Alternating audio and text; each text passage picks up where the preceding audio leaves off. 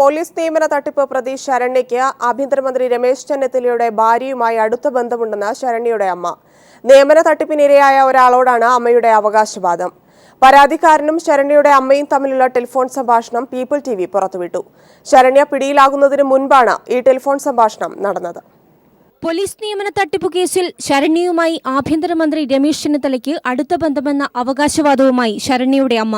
ശരണ്യയുടെ അമ്മയുടെ ശബ്ദരേഖയാണ് people TV പുറത്തുവിട്ടത്. സംഭാഷണത്തിലുടനീളം ശരണ്യയുടെ അമ്മ വളരെ കൃത്യമായി ആഭ്യന്തരമന്ത്രിയുടെ പങ്ക് വ്യക്തമാക്കുന്നു. ചെന്നിത്തലയുടെ ഭാര്യയുമായും ശരണ്യയ്ക്ക് അടുത്ത ബന്ധമെന്നാണ് അമ്മയുടെ അവകാശവാദം. നിങ്ങൾ ഈ ചെന്നിത്തലയ്ക്ക് എസ്കോർട്ട് പോയെന്ന് പറഞ്ഞ ഉള്ളതാണോ? എസ്കോർട്ട് പോയെന്നോ? അതെന്റെ മോള് വന്നു കഴിഞ്ഞിട്ട് വേണമെന്നുണ്ടെങ്കിൽ അവരെ കൊണ്ട്, വേണമെങ്കിൽ അയാളുടെ PA കൊണ്ടോ അവരെ കൊണ്ടോ, അവരുടെ പെണ്ണുമ്പിള്ളയുടെ ഫോൺ നമ്പർ സഹിതമുണ്ട് ശരണ്യയുടെ കയ്യിൽ. അറിയാവോ? പിന്നെ ഗുരുവായൂർ അമ്പലത്തിൽ എന്റെ മോളുമായിട്ട് പോയിട്ട്, എന്റെ മോടെ കൂടെ തന്നെ വേറെ ആളും ഉണ്ടായിരുന്നു.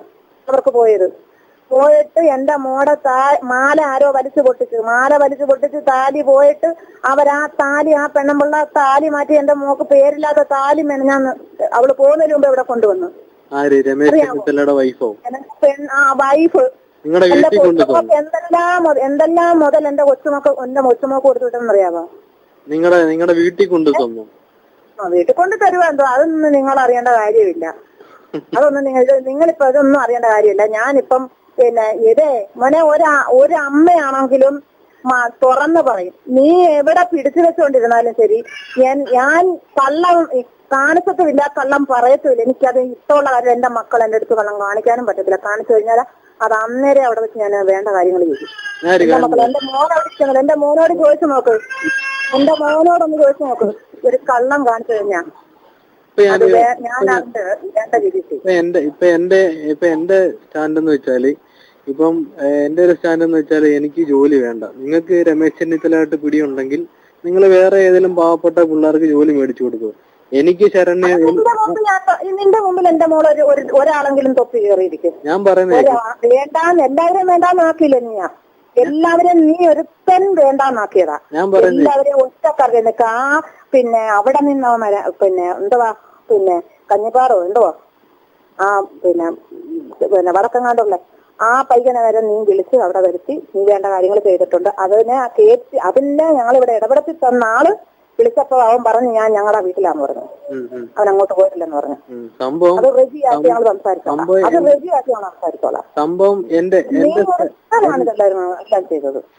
മോന് നല്ല മാർഗം കിട്ടും. ഈശ്വര ഭാഗത്തുനിന്ന് മോന് നല്ല വഴി കിട്ടും. ഞാൻ കിട്ടിക്കോട്ടെ. ഞാനൊരു കാര്യം പറയട്ടെ. സംഭവം എന്റെ സ്റ്റാൻഡാ ഞാൻ പറഞ്ഞേ, മനസ്സിലായോ? അത് എന്റെ സ്റ്റാൻഡ് അങ്ങനെ ആകാൻ കാരണം നിങ്ങളുടെ മോളാ. നിന്റെ പൈസ അവിടെ എത്തിച്ചിരിക്കും. ഇന്ന് എന്റെ മോള് പോയിരിക്കുന്നത് പൈസ മേടിക്കാനാ പോയിരിക്കുന്നത്. ആ പൈസ മേടിച്ച് അവിടെ എത്തിച്ചിരിക്കും.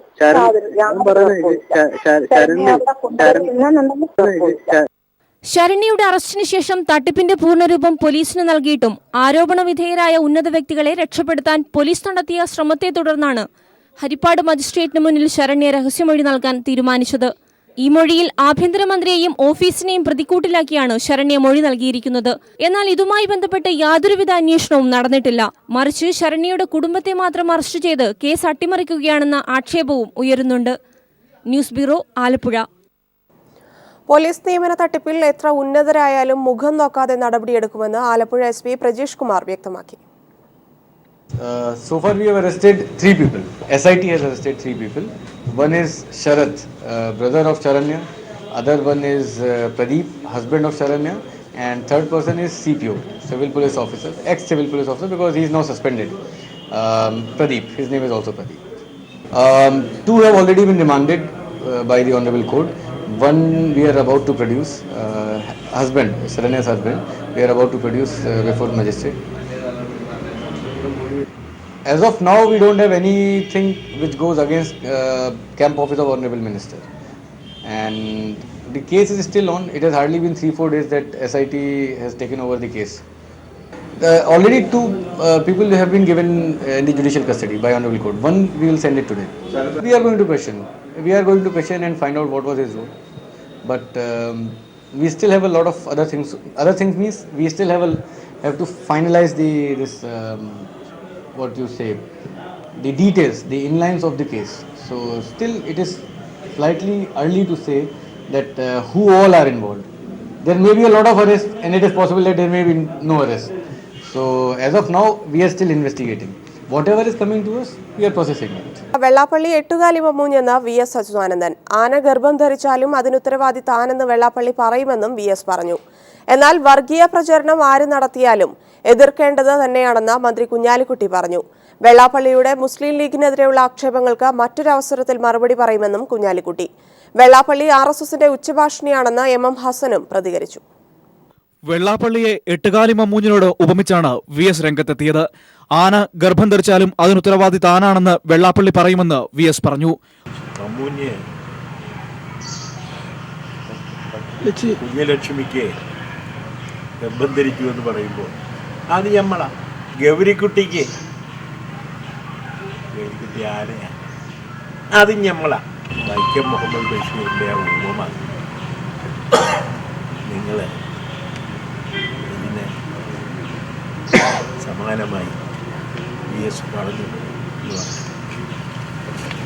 വെള്ളാപ്പള്ളി RSSന്റെ ഉച്ചഭാഷിണിയാണെന്നാണ് MM ഹസൻ പറഞ്ഞത്.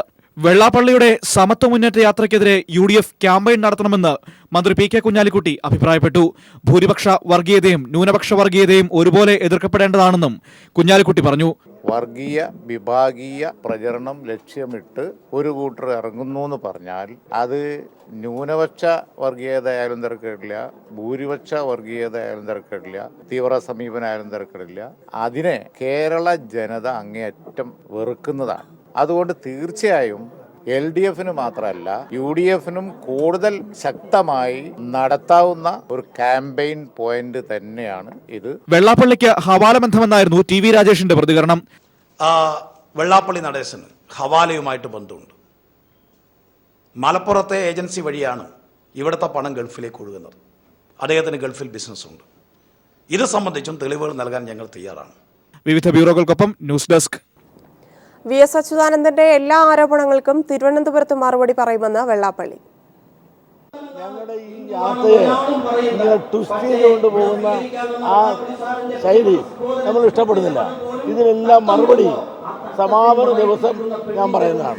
ചാതുർവർണ്ണി ആണോ നടക്കുന്നത്, അതുപോലെ തന്നെ അദ്ദേഹം പറഞ്ഞ എട്ടുകാലി മമ്മൂഞ്ഞാണോ, ഇതൊക്കെ പറഞ്ഞതിന് എല്ലാത്തിൻ്റെയും മറുപടി 5-ാം തീയതി ഞാൻ പറഞ്ഞു.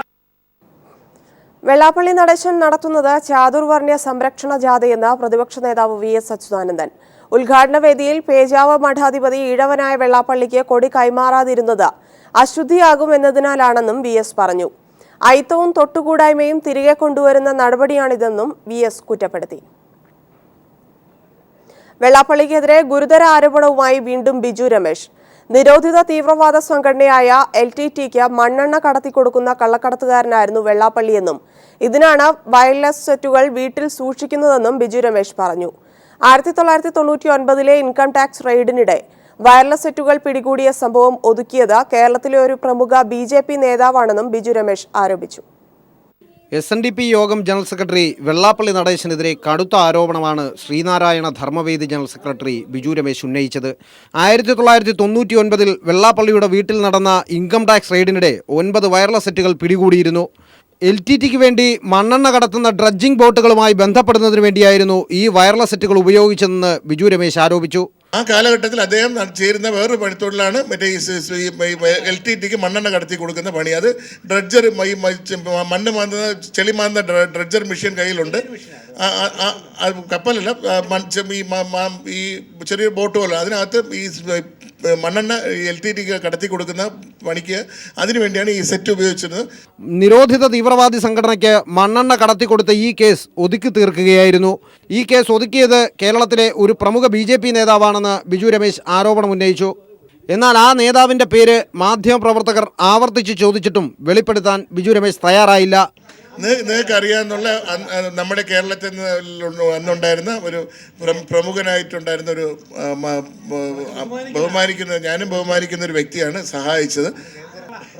പ്രമുഖനായ നിങ്ങൾക്ക് അറിയാന്നുള്ള അന്ന് ആ സമയത്ത് നമ്മൾ BJP റെപ്രസെന്റ് ചെയ്ത് കേരളത്തിലുണ്ടായിരുന്ന ഏറ്റവും പ്രമുഖനായിട്ടുള്ള നേതാവാണ്. നമ്മളൊക്കെ ബഹുമാനിക്കുകയൊക്കെ ചെയ്യുന്ന ഒരു വ്യക്തിയാണ്. ശാശ്വതീകാനന്ദയുടെ ദുരൂഹമരണത്തിലും മൈക്രോ ഫിനാൻസ് തട്ടിപ്പിലും ആരോപണ വിധേയനായതിന് പിന്നാലെയാണ് നിരവധി രാഷ്ട്രത്തലവന്മാരുടെ നിഷ്ഠൂര വധത്തിലടക്കം പങ്കാളിയായ നിരോധിത തീവ്രവാദി സംഘടനയുമായി വെള്ളാപ്പള്ളിക്ക് ബന്ധമുണ്ടെന്ന് ആരോപണമുയരുന്നത്. News bureau, Thiruvananthapuram. വെള്ളാപ്പള്ളി നടേശന് ഹവാല ബന്ധമുണ്ടെന്ന് ഡിവൈഎഫ്ഐ സംസ്ഥാന president TV Rajesh MLA. Thushar വെള്ളാപ്പള്ളിയുടെ ചൈനീസ് ബിസിനസ് ബന്ധങ്ങൾ അന്വേഷിക്കണമെന്നും TV രാജേഷ് ആവശ്യപ്പെട്ടു. ഡിവൈഎഫ്ഐയുടെ സെക്യുലർ മാർച്ചിന്റെ ഭാഗമായി നടത്തിയ വാർത്താ സമ്മേളനത്തിൽ സംസാരിക്കുകയായിരുന്നു അദ്ദേഹം. ഡിവൈഎഫ്ഐയുടെ സെക്യുലർ മാർച്ചുകൾ പുരോഗമിക്കുന്നു. കേരളം ഭ്രാന്താലയമാക്കരുത് എന്ന മുദ്രാവാക്യമുയർത്തി ഡിവൈഎഫ്ഐ സംഘടിപ്പിക്കുന്ന സെക്യുലർ മാർച്ച് വിവിധ ജില്ലകളിൽ പര്യടനം തുടരുന്നു. ഡിവൈഎഫ്ഐ സംസ്ഥാന പ്രസിഡന്റ് TV രാജേഷ് നയിക്കുന്ന തെക്കൻ മേഖല മാർച്ച് 2 ദിവസത്തെ കൊല്ലം ജില്ലയിലെ പര്യടനം പൂർത്തിയാക്കി പത്തനംതിട്ട ജില്ലയിലേക്ക് പ്രവേശിച്ചു. 20ഓളം കേന്ദ്രങ്ങളിൽ ഉജ്ജ്വല സ്വീകരണമാണ് മാർച്ചിന് ലഭിച്ചത്.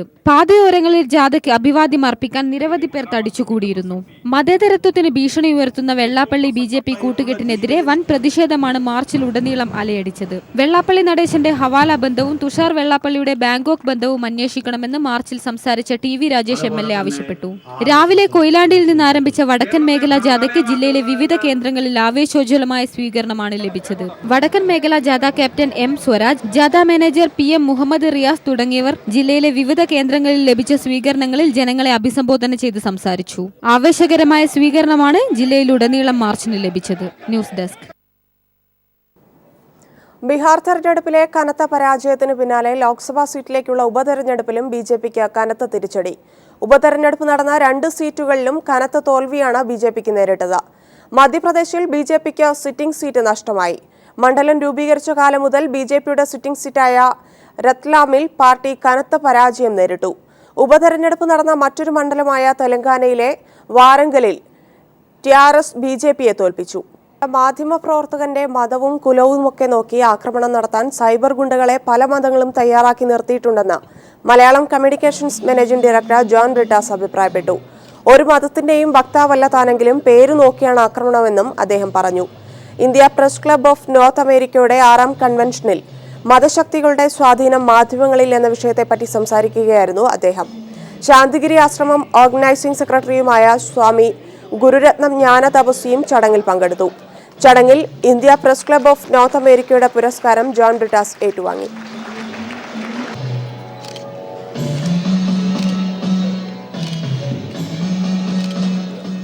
1000ഓളം ജീവനക്കാർ താമസിക്കുന്ന സന്നിധാനത്തെ ദേവസ്വം സ്റ്റാഫ് ക്വാർട്ടേഴ്സ് അപകട ഭീഷണിയിൽ. അശാസ്ത്രീയമായി റോഡ് നിർമ്മിച്ചതുവഴി കെട്ടിടത്തിന്റെ അടിത്തറ ഇളകി ഏതു സമയവും നിലം പൊത്താവുന്ന അവസ്ഥയിലാണ്. ജീവനക്കാരുടെ പരാതികളെ ബോധപൂർവം അവഗണിക്കുകയാണ് ദേവസ്വം അധികൃതർ.